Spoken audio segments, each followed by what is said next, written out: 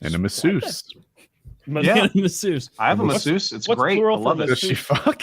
Because that's the kind of masseuse we're looking for. What's no. I actually, along with two. the physical therapist, have massage therapists that come and just massage me. I feel like I've already ascended to like the old man form where I just like take my clothes off and lay down. It's like, all right, oil me up. You're beyond any sort of arousal. You're just like, my back's hurting today. Kind of strong little hands in there. Yeah, and she'll like dig right in and be like, does this hurt? And like crush some muscle. Like, oh god, yes it does. Please don't stop. I need this. Oh, that sounds awful. It's a weird thing. Well, if it hurts enough now, I'll just finish all my pain for the day. It helps long run muscles healing and stuff, but does it really? You do feel good at the end. It's supposed massage, to. Like I did a massage once ever, and it was a sports massage. And it was like when I was like, it was probably like 5 years ago. Like I was lifting a lot, and I was like, like people say to get sports massages, and it like wipes out your soreness, and you're good to go. And like, it's my fault for like going into it thinking there was going to be some magic wand of where I like they massage me, and the next day it's like, oh, I can't even tell I worked out my back yesterday. But like, I don't like laying still that long. I hate that. I don't like being still. I love it. I fucking love it. It's been a minute since I've done one. Maybe 3 years ago, I had like a lady come in and get a massage, and it was so good. I was like super burnt out. My legs were so sore, and it was excruciating to like have someone rub your quads out when they're just completely ruined. But maybe she didn't go hard enough because it wasn't like hurting. It was. I've never had a massage where too hard wasn't an option. Like they all have that knob. I've never met a masseuse who didn't have a knob that went all the way to Scary Town. If you cuffed me down and gave me a mean massage like that for a while, you could make me talk. I was in that strip club in Cincinnati, I think, or Kentucky maybe, and they had a masseuse there who was like wearing a cocktail dress, like she wasn't getting naked or anything, but she was like a real masseuse, and she was like, I don't know, I told her to do it hard, I guess, and she really crippled me. I was like, whoa, Jesus, fuck. So I'm gonna step back. Strip club with a masseuse. Yeah. So you can sit there in the chair and like throw dollars at the girl with another lady behind you massaging your back like you're at the poker table. That's beautiful. Yeah. So you can be getting a massage and have titties in your face. That's exactly what you do. Yeah. It's therapeutic. We had I think I had like put that strip club's phone number on like my Twitter or something and told them to like blow it up and like ask if I was there. And so it gave them the impression that I was quite the star. They literally said something like, Kid Rock was in here one time and nothing like this happened. And I'm looking at my buddies like, just keep playing it cool. Yeah, me and Kid Rock, two peas in a pod, but different pods because I'm too big for him. Yeah. That is exactly kind of on the same level, That's exactly. Kid Rock's going down. His album's Kid weird. Rock? Yes, sweet kid. He'll make it someday. As far as they know, at the Busy Beaver in Louisville, Kentucky, peas in a pod, Kid Rock and and you got your free services. So but yeah, I'd never seen that before. They had like a real masseuse who was like not up for anything dirty. She was just gonna rub your shoulders there for, I think it may be $10 for 30 minutes or something. Maybe Jesus, that's dirt cheap. That's nothing. I mean, I don't remember, if I'm being honest. It was $10 or $20. The thing was, we had piles of money in front of us, so it was like, how much of this do you want? I'm here to give this away. How much would you like? Can't do that at strip clubs.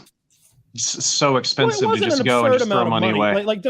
I mean, I'm talking about a pile of $1 bills. A few $100s. It's not like this was thousands of dollars that we were throwing away. This was well, you were in Kentucky. I'm going in like California, where they'll spit on you if you give a $1 bill, and not in a sexy way. Where do strippers not take ones?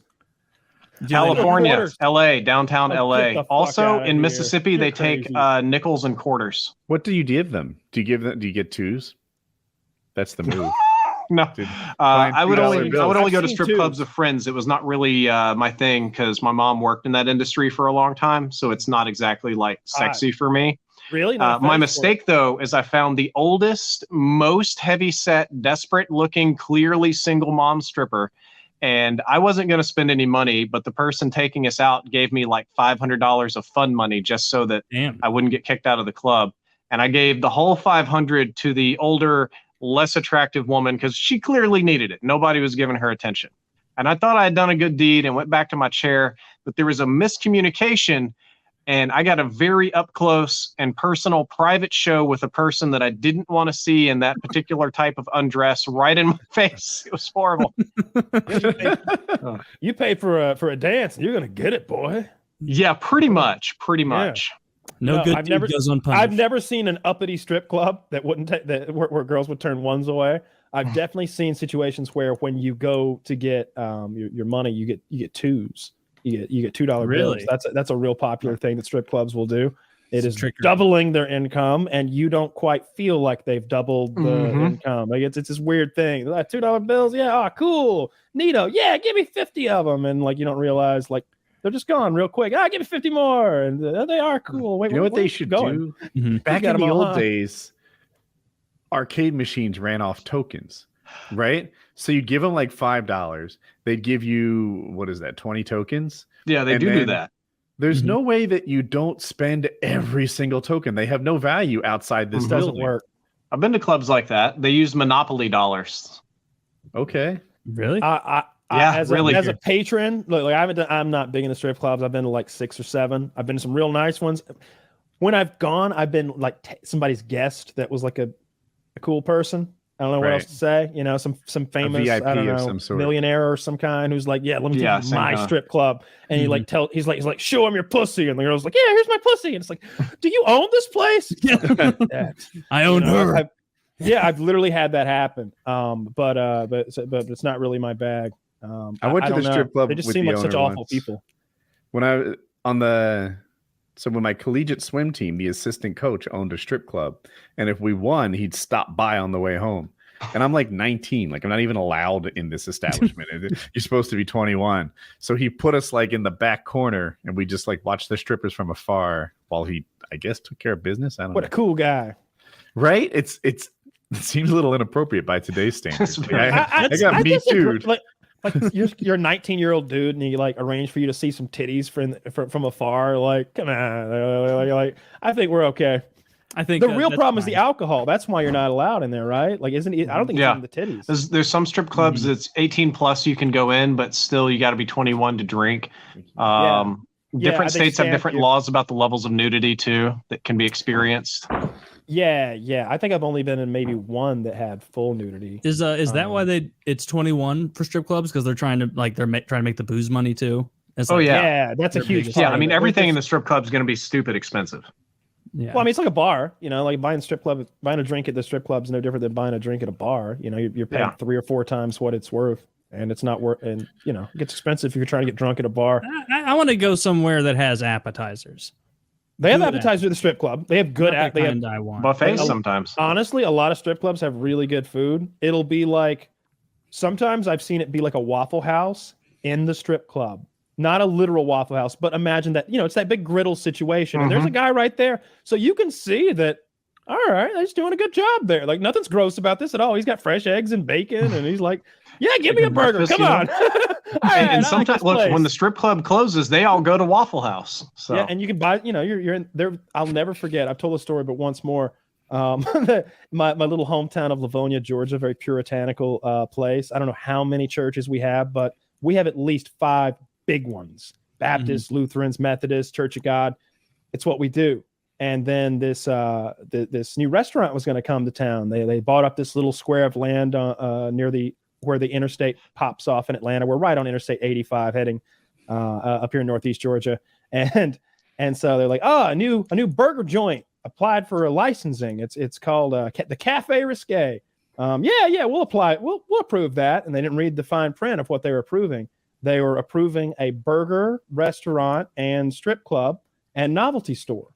And so that is what they built right there in puritanical Livonia, Georgia. They built the Cafe Risque strip club, and they put billboards. They put billboards up and down the interstate for 30 I've seen Cafe miles. Risque. I don't even know where the place is, but I've seen tons of billboards. They have them down in Florida, I think, and maybe South Georgia. So like if you're ever on like I-95 up down there, you may see some of their billboards. It's like a chain. And they're a chain of them, yeah. Like I don't know how many there were, but it used to be 3 or 4. Imagine opening up a strip club franchise. Pay your franchise fees. So it's you pull off, and here's this 24/7, essentially Waffle House and then there's a stage with a naked lady on it at all times. So some pool tables and a jukebox and some pornos. Yeah, there you go. That's a hell of a deal. Damn. Yeah, stumble on into that fine establishment. Wait, that's what it's like when you go there? Yeah. It's lame?